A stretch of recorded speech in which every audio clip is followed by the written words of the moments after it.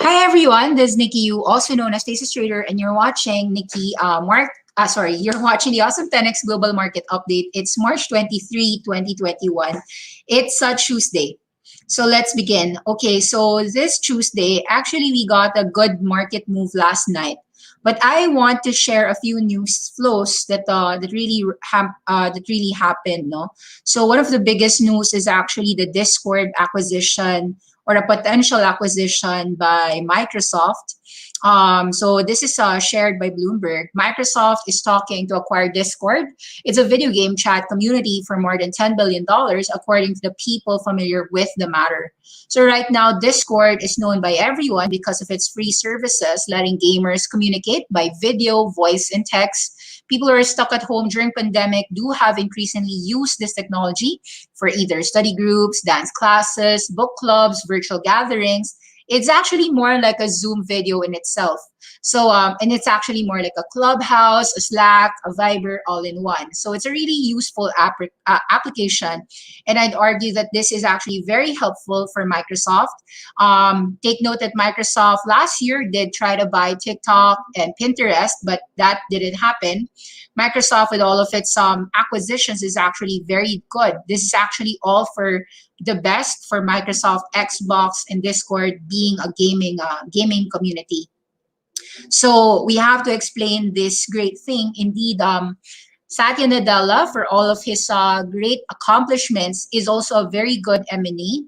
He's always been good in his push to the cloud computing. Take note that Microsoft was able to hit in just 7 years from 2013, well, 8 years now, 2021, 2013 to 2021, the things that Amazon tried to achieve in more than 14 years. So a very good move. Indeed, Microsoft is still number two. Microsoft Azure is still number two versus Amazon Web Services.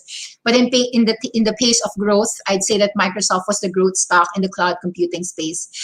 Just want to share that Satya Nadella indeed is a great acquirer. Take note that they bought ZeniMax Media in 2020 for $7.5 billion, GitHub in 2018 for $7.5 billion, LinkedIn in 2016 for $26.2 billion, and now Discord. So one of the best news that I saw for the day, this is actually a very good news for Microsoft shareholders. And I'm not sure if Fmac is going to go up, but there has been a lot of rumors that First Mark was supposed to be Discord, but maybe because of this news, either Discord is now private, or if it's ever going to go public, Microsoft has a sizable stake in it. So I'm not sure how the market would react, but I would say that this is a huge positive indeed for Microsoft. First things first, I think that Discord is a wonderful application, and this is one of the reasons why Awesome10X actually transitioned to its very own Discord channel. It's better than Slack, better than Viber.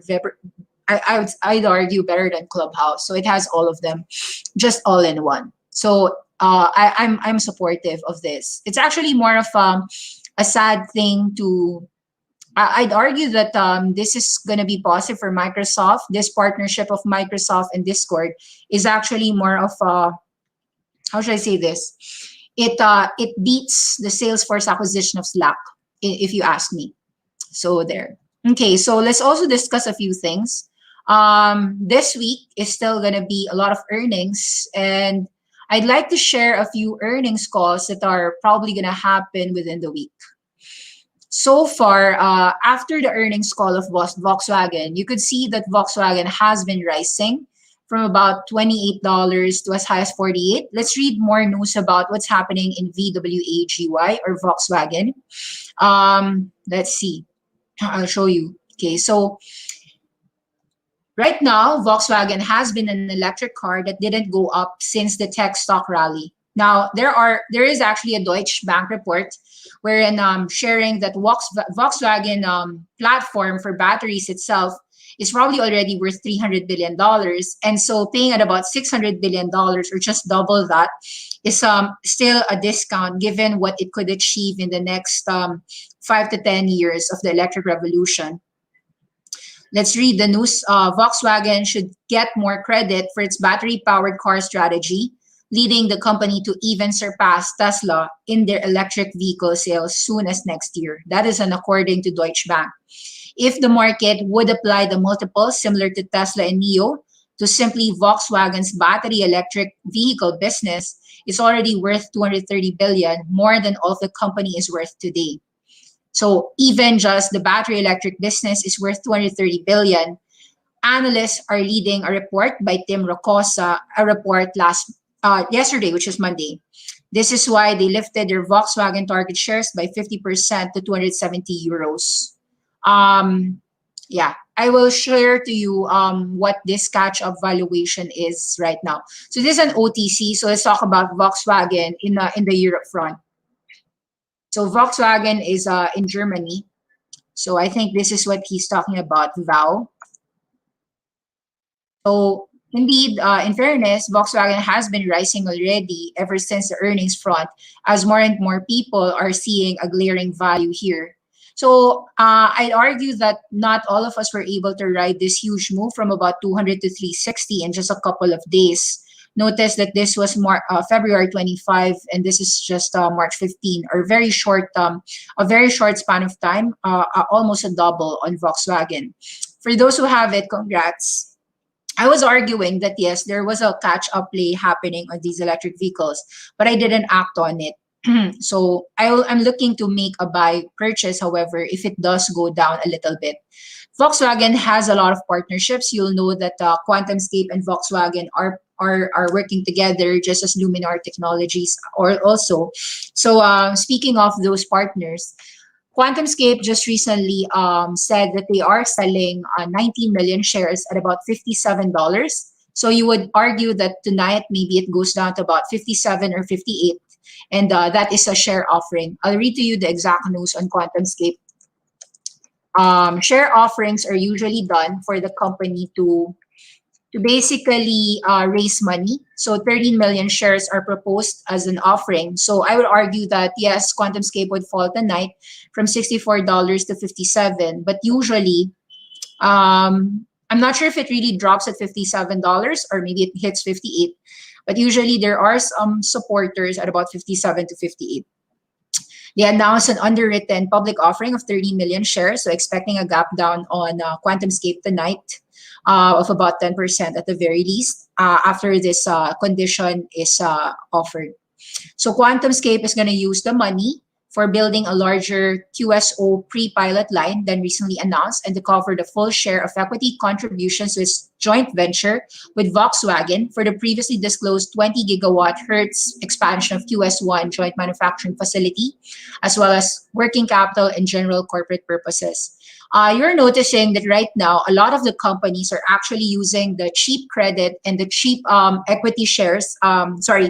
What I'm saying is that the easy money right now is being taken advantage by many companies such as QuantumScape in using that free, basically it's almost like free money for them to sell these shares, 30 million shares at $57. That helps them raise 600, almost like how much that? 57, 570 plus 150 is about, how much is that? $720 million. So for the company to raise $720 million overnight at a discount, which normally is a discount, right? You'll see that that would be signaling a short-term peak for QuantumScape. So these are peaks that we are seeing, 73 and 64. And this placement actually helps us understand that the company is willing for the shares to go down to as low as 57 at the very least. So that's one news for you. I'd like to share to you this exact news. Actually, I'll say that if I had a topic for today's episode, it's cheap money yet choppy and fragile markets 2021. As of March 23, you could argue that there are still a lot of risks that are tormenting your financial markets. China's crusade against the risk that's the exact line in Bloomberg. Avoiding the bubble. China's stock market has always been driven by liquidity since 2013. You can take a look at how liquid it was that spurred this huge move of about 2.5 trillion on China's stock market index. In the last 7 years, we argue that it's the same thing again happening. So because China is afraid that this can go escalate into other bubbles, they are doing a de-risking campaign. One of the ways that they are doing that are steamrolling a $1.3 trillion route in Chinese equities is to stun everyone from Ant Group to Tencent and these and growing concerns about the fintech industry in general. So they are attacking big tech, fintech one by one. Quick reversals are showing how Communist Party is still an outsized influence on China's financial markets, despite the increasing presence of foreign investors. Although regulators are very vocal about their intentions in the past, almost all the party policies have been remaining opaque to outsiders. What's very clear right now is Beijing is determined to tackle risk with leverage almost 280% today of economic output. China is increasingly complex. Officials have expressed that they are concerned about the asset prices deviating from economic fundamentals, and there's also a risk of financial turmoil abroad. So this month alone, the nation's watchdog warned about the leverage in the industry. They created new financial crusades about these deleveraging efforts. So far, China has accumulated a record debt pile of after the global financial crisis, binging on credit just to avoid the economic slump of the West. So right now, they're saying that the shadow banking industry has led to higher money market rates and a slump in government bonds. Markets are in danger of experiencing a replay of 2017 and 2018 with excess capacity, high leverage as the targets. With another $1.9 trillion spending package of Biden, Beijing is cautioning about this stimulus package of Joe Biden. This is one of the reasons why there is a huge divergence between China's stock index, which is now headed for its worst month since 2016, while relative to the global benchmarks. So financial stability will face complex and severe challenges. There is a risk of financial contagion if we cannot avoid the systemic financial risk. I think that it tells you and underpins to everyone who's listening to me why Awesome10X is actually aware of the market situation, that we are in a choppy market. We're actually in a fragile market. We're not in a bull run. So let's take a look at further news as well. With a lot of cheap credit, this is something that is concerning me as well. Take note that in 2014, that's the only time when people were actually willing to pay very cheap rates for oil companies. And right now, because of the cheap money abundant, even shale explorers are able to finance all of their debts at half the cost. So in 2021, with a lot of energy names that are actually not as huge revenue as before, you're seeing them able to refinance at a very cheap rate. Let's tell you the news. Occidental Petroleum, Apache, and Continental Resources are so far the largest issuers of high-yield debts. These are your junk bond debts. They're actually issuing $13 billion just in the second half of 2020. And so far, there's also follow-ups on Antero, Comstock, and Hillcorp. This is what I am afraid of. The corporate debt bubble is very afraid for me. You're seeing Chesapeake, for instance, bonds are just yielding 5.87%. Something that I'm not saying that it is like a subprime, but I am aware that the industries of the oil industry is not that attractive to be able to get such low borrowing costs. These borrowing costs are expanding drilling programs at a time when the world is transitioning away from oil to actually renewable. So I'm not sure what these are, and it actually is concerning for me. It's not just U.S. shale explorers that are able to get and lock in low rates. Even a Canadian exploration and production company can refinance their existing debt. Water infrastructure companies also asking $400 million to refinance debt for general purposes. So as you could see, these refinancing, this underwriting and offering, the good management of the CFOs of these following companies know that it's almost as if it's stupid for them not to borrow money because of the cheap, abundant money out there. So if I was the CFO of the company, of course, that is something that I would issue, which is issue bonds, issue shares at these cheap money levels, and take advantage of that cheap money to further increase our company's balance sheet, save on the interest expenses. And while people are looking at the valuations of Apple and Tesla soaring to $3 trillion by 2030 in the next 10 years. You've seen how ARK Invest actually shared a 3 trillion target for Tesla, which is actually almost, well, right now, Tesla is about not yet a trillion, but so far about 600 to 700 billion. So a 3 trillion mark is something in the realm of times four of current levels. For that to happen, you have to assume so much on the robo-taxis, which is bullish so much on ARK Invest part, in fairness. And some investors do not agree with that bullish call. You could see that the NASDAQ actually got an ugly $1.6 trillion in a month ago. So from Feb 12 all the way till today, March 23, you're noticing that the heat up in inflation and the 10-year treasury yields, all of those questions have never been answered. And a month after, you will still continue to see choppy markets, and every high would still be sold by the market leaders. So a few analysts of Citigroup and Wedbush did analyze Apple to perhaps hit $3 trillion in current market cap. And still up to date, Apple is the most valuable stock in the world. However, part of the decline is right now, you're seeing that the general rotation are outside the growth and momentum stocks and into the value trades, as optimism about the economic growth, the reopening, or getting the rotation from the drop on your growth stocks.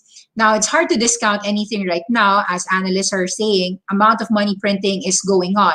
However, I don't know how much the money in the system can really take it in. So as long as money keeps being printed at that rate, it's going to be a choppy market. So Tesla hasn't proven, it has yet to prove remarkable profitability. Yes, there is a profitable model in Tesla, but can it really break into the valuation of $3 trillion? Right now, it's trading at about $600, $700 billion because it made a breakthrough on EVs, becoming a mass market concept. And that is already worth this valuation. To get a triple or quadruple out of it, you really have to show that robo-taxis as a business is already happening and not just talking. So also take note at dollar bulls, they're very leveraged. You're noticing that we noticed this move in the dollar spike. That's why actually starting February 16, 17, 18, we started selling off all of our stocks, trimming, and then we nuked it all. And then really very little minimal exposure in the US markets right now. We are long slightly only on a few companies, but it just tells you that the macro environment is still going to be murky. The leverage levels of today's fund managers or even retail investors, which are comprising 25% of the entire market, is very high, which isn't quite a recipe for a very huge bull run. The leverage is so high, and with the turn in the dollar, you'd say that the financing ability for these hedge funds or any retail investor who are still margin might actually be margin called or liquidated in the next few weeks to months. So I'd say that my argument is still to be a little bit cautious, despite the fact that there are of course opportunities in a market sell-off. So there are some hedge funds that are actually capitulating on their short dollar bets after a surge in treasury yields have upended the favorite global macro strategy. So take note that for the longest time, the easiest carry trade was simply to just sell the dollar and go long anything, whether it be euro or whether it be Japanese yen or Aussie or New Zealand, Kiwi dollars, and so forth. Now, a huge change to favor the dollar is actually telling you that people are trying to weigh in on how much can we actually get bullish on money printing of the dollar, which actually weakens the dollar, versus how big the feverish inflation fears really are. So there are some people who are actually unwinding that massive carry trade on the dollar, and you're seeing that it's a debate right now whether we are recovering, spurred by vaccine rollouts and stimulus spending, or is this just happening only in the US? As we are seeing still a difficult, the world is not really recovering. It could be good only in select companies, select countries, but it's not the world. So if it's about the world, it's not evenly recovering. So yeah, and just as all technologies are, it's not even. So this is just a wonderful research report by Deutsche. I haven't really read the exact Deutsche report on Volkswagen, but this one is interesting for me. So many people are still saying that there is still a death in a potential bull market because of the treasury bills. The treasury is signaling a troublesome asset linkage. So right now, tech stocks are actually very sensitive to U.S. debt. This is something that has been huge ever since the most negative since 1999, according to Bank of America.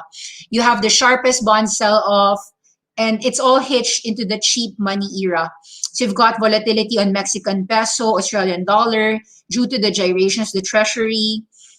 This duration heuristic is the most powerful force in the market at present. And although the treasury route has been taking place for good reasons, such as an economic cycle boost, you have to understand that big tech has a huge correlation with bonds. Netflix, Facebook, these are all by nature long duration bonds. And when economic growth plunges in a pandemic, investors bought these thinking that low rates for a long time. So economies would expand in the fastest pace since 1980s when bond yields are on the rise. And therefore cyclicals like energy and financials today have thus regained some favor. In the US, the problem is that your big tech is a very chunky sector. Your NASDAQ is a huge risk because of this equity duration. So all that I could say, whether you understand bonds or yields, is that there is still a huge correlation between what's happening in the treasury bonds, between the financial contagion, systemic risk happening in China, and the huge uneven distribution of COVID vaccines throughout the world. The sensitivity to credit is also very elevated, and highly margined debt on many funds as well as retail should actually be a caution sign, as well as the fact that even ARK Innovation, perhaps one of the most touted best fund, is actually losing 20%, 25% from its peak. So I'd say that more people still have to be cautious. Nonetheless, in a few bright spots, I'd like to share a firm's results. This result happened in February 11, 2021. I've been listening to the investor presentation. I'm going to read to you some highlights. For those who don't know who Affirm is, it is a fintech arm. They got listed last year, had an IPO. It is a more flexible and transparent alternative to credit cards. So since founding Affirm, throughout this day, our mission has always been to build honest financial products that improve lives. We've aligned our success with the success of both sides of the e-commerce system, winning when our customers and our merchants win. And so during the last quarter, we continued to demonstrate this approach, and it translated into the results. So we grew our active consumers 52%. Our merchant base is up 90% year over year. Revenue growth was up 57% year over year. Our quarterly gross merchandise volume is a record $2.1 billion, up 55% increase as well. As we look ahead, we remain committed to empower consumers to take control of their finances, helping the merchants grow their revenue on their platform and develop new innovative solutions, establishing the ubiquity of our network and breadth of our platform. So I'm happy to share that there are great companies that still remains. And for those who are listening in, I'd argue that you go to the website of Affirm. They've got events and presentations. You could just sign up for their webcasts. And in short, ask yourself why Affirm is the preferred partner of Peloton, Shopify, and Walmart. I think that they have enough company reasons for you to understand why Affirm, here about $82 all the way to about $67, is actually an interesting business to actually acquire, as the market is still in a choppy market. So my strategy is to study great companies and actually accumulate slowly the great companies that I've always wanted. So Affirm was an IPO that I've always wanted since 2020. I found it was a bit expensive at about $120 when it listed, just as how expensive I feel Airbnb still continues to date. So, but with the drop recently on this IPO, I'm more willing to take a look on it, especially after their earnings showed everything that I liked. So if you look at the diverse channels, you could see that they're not just a partner of Peloton. You could see that huge sporting goods, that's Peloton, home lifestyle, fashion, beauty, travel, ticketing, other electronics. The buy now, pay later is actually more of a dual front. It's I'd say it's a half breed. It's half Jetson and it's half Flintstones. Half Flintstones because some of their partners are not necessarily all e-commerce. And they're actually enabling people, instead of paying a straight credit card, it's a buy now, pay later. It's always been a question on how much competition there remains, but the fact is that if people prefer using them, which is exemplified by the growth of their GMVs and their active consumer growth, you could see that they are winning ahead of the pack, even against so many competition in the fintech space. So I think that more people have to study Affirm, AFRM, ticker symbol Affirm. And this is a business that I am also conscientiously looking in to get some buys on any dips, actually. So I have a few positions at 82, and I'll be willing to buy more at 75 and lower. Okay, that's it for today's update. I'll check your questions. Somebody's asking, is Discord Fmac? That is just a speculation because Firstmark does have a huge stake on Discord.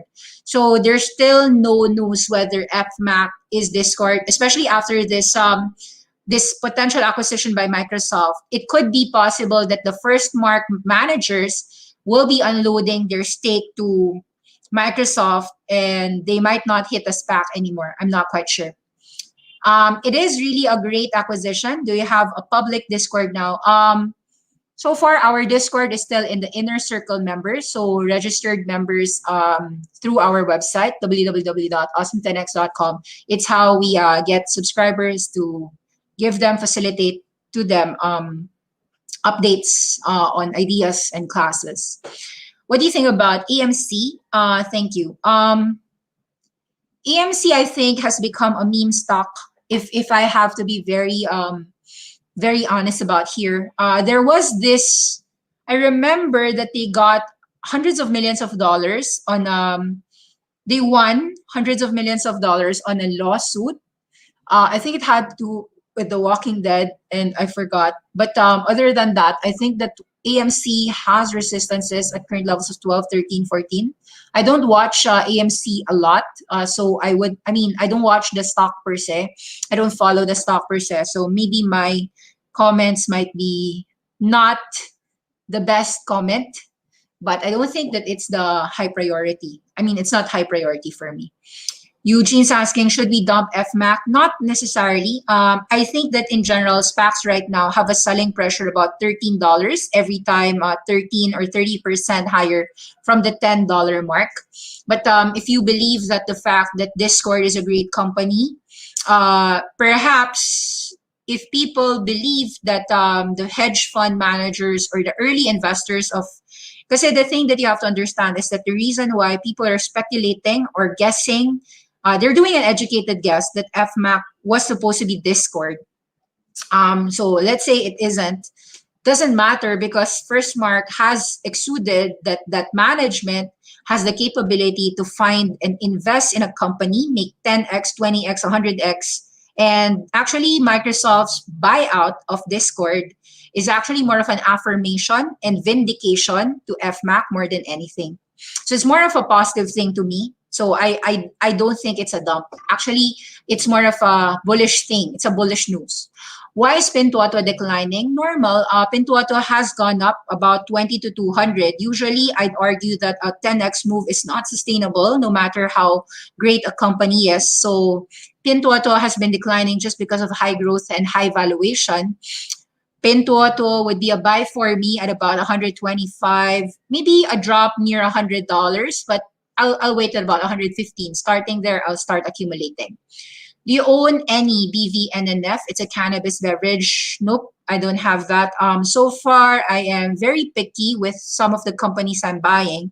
I'm so far very liquid, to be fair. I'm not too long in the markets. However, I have been starting to deploy.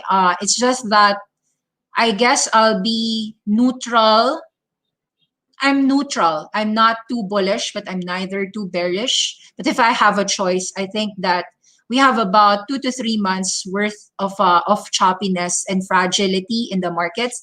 I think what's important is to check what's happening as well in China. So let's take a look at what happened in CSI 300, which is already hitting the lowest in the last few days, in the last few months.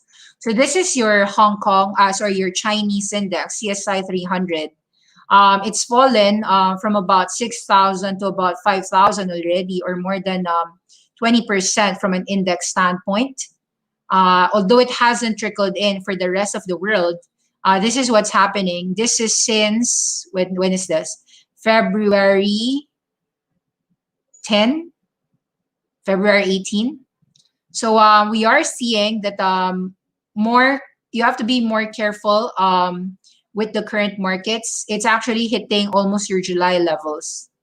So with a further clampdown, you might see a potential drop reverberate in the entire markets, not just in China. Usually when there's this how should I say this? When there's divergence in markets, and it's usually correlated, it tells you that the dollar spike, the dollar bull spike, the drops in Chinese names, and the caution warnings of the regulators are already giving us warning signs not to be too bullish.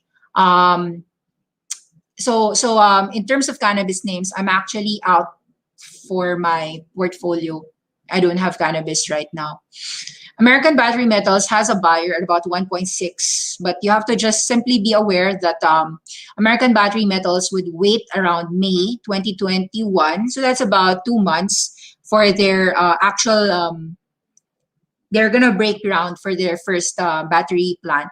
So they're building their battery plant. Your thoughts on Pinterest, Twitter, and Snapchat? Twitter, I'm okay with it. Pinterest and Snapchat, I am not too aware. I know that they're bullish in terms of charts only. And I know that Pinterest has been warmly received by the market since 12 to $70. Usually, I doubt that you could really get Pinterest and Snapchat at a lower level. So it's going to be a buy and pullback. It's just that between the three, I am more bullish or more confident in Twitter, simply just because I know Twitter more. So yeah, it's more on that. How about GME's earnings report? It's very volatile. I don't think the GME trades in fundamentals. So I would avoid it. I would avoid doing anything about it. Neither long, neither sell. I mean, if you're a long, I'd say that you should have gone long as low as $30, $40, $50, or even $3 to $7. So any prices at these levels are not in your favor. Lemonade and Bloom Energy, any thoughts? For fintech Lemonade, I'm okay to buy about, well, I'd wait. There's no immediate need right now. You could see that the markets would be choppy. It's going to be fragile. So it's very clear that Lemonade has selling pressure at about 110 and 120. It's also expensive here, right? So 110, you've got a resistance, very strong pullback. Can there be buyers here at $90? I'd argue that there are buyers here, 90 to 70. If you're a bull, wait it out at about $88 to $70 for Lemonade. I'm a bull on Lemonade, but I would wait lower. Bloom Energy is still more of a nascent technology, I'd argue. So maybe below $20. I would wait for it below 20. I'll be more comfortable at about 14. So yeah, it hasn't fallen yet. I'll be waiting below. I'm still waiting at 14. So I think that this technology is very nascent. Earnings will not be supportive at current levels. So wait it out, maybe 50% lower for Bloom Energy. I have a very little understanding on TME. TME is Tencent Music Entertainment. Great chart, agree, going all-time highs. I showed to some of the charts, so I have this. I'll share you a few things. So Tencent Music Entertainment is gonna report, actually reported, finished already. They signed a multi-year strategic license agreement for a joint music label in China. But they actually didn't do well on their earnings front. the companies operating the highly popular music apps like QQ Music, Kugo Music, Kuo Music, and WeSing. So it makes money on virtual gifts. Platform consists of online music, online karaoke, live streaming services. It reminds me a lot of Douyu and Huya. It's just that this is more of a music centric. So just like Huya Douyu, which is esports centric. Actually, Douyu and Huya are gonna merge and this June 2021, and they're gonna report the numbers tonight. So I'd argue that most of these companies, it is like, so you're seeing here, of course, very bullish chart, but I think that the chart bullishness was more on the JV rather than the earnings. So I won't pretend that I studied the TME. I just put it on watch list because I could see the strength of the chart. But in terms of all-time highs, I'm more confident on KBH. In terms of earnings, KB Homes is going to report this month.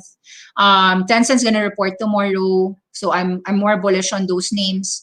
I'm also going to look at eHang's earnings next week, the eVTOL player. I'd be looking at that. Even if it's an expensive company from a valuation standpoint, I know that they're just earning some, or revenues are just less than $10 to $20 million. But I'm more interested on certain sectors rather than TME. TME will remind, I think TME, I would compare it to Douyu, Huya, Bilibili in terms of valuation standards. So I haven't done a comparison, but that's how I'll think about it. As well as YY, because these are all live streaming platforms. In terms of the live streaming, I'd prefer personally to just own Agora. I've already studied Agora. Current levels of API at about $58, $59 is an attractive position for me. New Technologies, NIU is a e-scooter friendly company, doing well in Europe and China. I haven't read earnings. Have they reported earnings already? Let's see. Because so we will approximately see earnings, right? So this was March 10. Yeah, so strong earnings, right? But people sold it down. Yeah, usually right now, I'd argue that with the choppy markets, even with growth, people would actually dump you, just like what happened with Futu. Even with growth with Futu and Pintuato, high growth and high valuations do not mix right now. So just be careful in high growth numbers. For New Technologies, I'll be okay about 28, 29. Currently still, how much is it? 40. So yeah, wait it out about 30% lower. It is listing in Hong Kong. What is the impact on share price? Oh, so perhaps maybe that's the reason why it went all-time high. I only saw that that TME was going up because of the JV. So I thought it was the JV because the earnings were bad. But generally speaking, if it's a dual listing, I don't think there's anything wrong with the dual listing, except that at the end of the day, you have to compare TME's valuation today versus the market cap. I mean, let's see. Let's do a quick market cap evaluation of Tencent. So renews license deal with Warner Music. So it's more like WeSing. They've got 800 million users, 120 million paying subscribers. Caution Pang. Okay, so live streaming. Okay, let's take a look at the. I haven't studied it, so I couldn't. So Tencent now owns 9% of Spotify. They also have 3/4 of that stake is owned by Tencent, and the remaining quarter by TME. So there is a value perhaps on the growth of. I mean, music is life. I would argue that. So I do believe that the same qualification that I do subscription services on Spotify, I would argue that there will be a lot of people who'd still buy music or subscribe for music in a monthly perspective. So they have joined with Big Three Records. I think this is the bigger reason why Tencent Music Entertainment went up. There's this news that all the records, so they now have, it's like a library in a way. It's like Spotify of China, if you could argue that. Music streaming arm of Tencent has already tightened with all the big three, Warner Music, Universal Music Group, and Sony. So they have all three now. So there's practically monopoly for TME when it comes to music. Alongside the deal, they've signed multi-year licensing agreement and extension of their decade-long collaboration. Family of music streaming apps, collectively demanding 622 million monthly active users. Pay ratio has been low with 9%. Yeah, it's low compared to Spotify because Spotify is 50%. 50% of Spotify users are actually paying subscribers. TME right now also has another major revenue stream, which is social entertainment, with their karaoke app WeSing, which is monetizing through the sale of virtual gifts, mirroring a real life fan idol interaction. So this one is the Douyu equivalent of what they're doing. The segment is right now contributing $850 million in a quarter, which is a double, generating from user subscription and digital music sales. Let's take a look at how the market cap of TME is. TME market cap. I just want me to compare. Okay, so it has tripled almost from 15 billion to about 50 billion. Almost times 3 point plus plus, so almost 60 billion. At current levels, you'd argue that Spotify might have a better risk reward if you're a music fan. But either way, I think there's a lot to uncover on how huge the virtual gifting market is. So if 50 billion, that means that you're paying something like 10 times price to sales right now on TME, which is, I don't think that Huya Douyu, which also gets the same level of revenues, growing 100% as well, is that expensive. So esports and music are both social, but I don't think that it is as expensive. I'd argue that if you like the virtual gifting realm, the live streaming realm, there's a way that's cheaper. Agora is one, which is just own the interface, because pretty sure all those Tencent music entertainment apps, WeSing, QQ Music, all of those would own Agora, will be using Agora. What do you think about SPRT, Sprout Social? Is that it? I didn't study Sprout though. Is it a digital advertising something? I didn't study Sprout. Sorry, Supportcom Inc. What is this? Supportcom Inc. Is this a new IPO? Sorry, I have no idea what it is. So what is this? SPRT definition. The stock. Sorry. Supportcom Inc. Oh, it's a Bitcoin miner. Okay, so is this like a pseudo SPAC? I don't know what it is. Sorry. It's a technical support company by Mark Pincus. Mark Pincus as in the Nvidia, the Zynga. Is that the same Mark Pincus?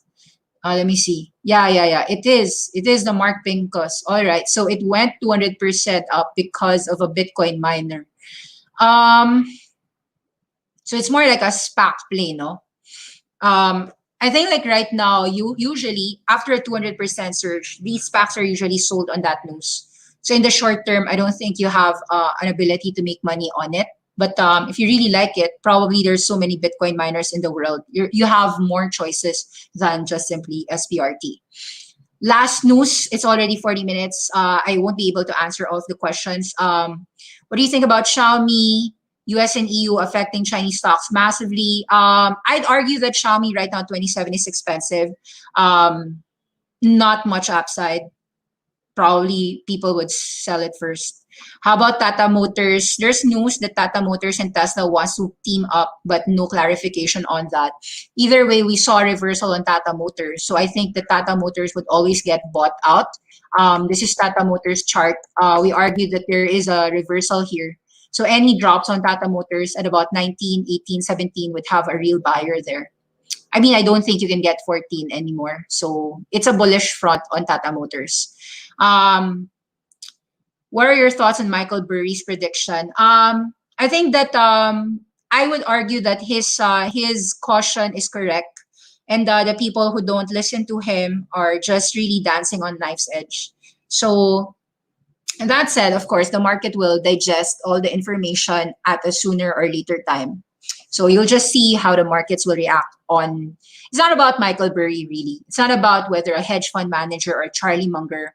It's not just one. It's really about many collision. You have to listen to what China's saying, what Biden's doing, what each company is doing, and end of the day, decide whether that company is specific for you, or should you actually be more cautious rather than bullish. But in general, I'd say that caution is still required for an entire portfolio.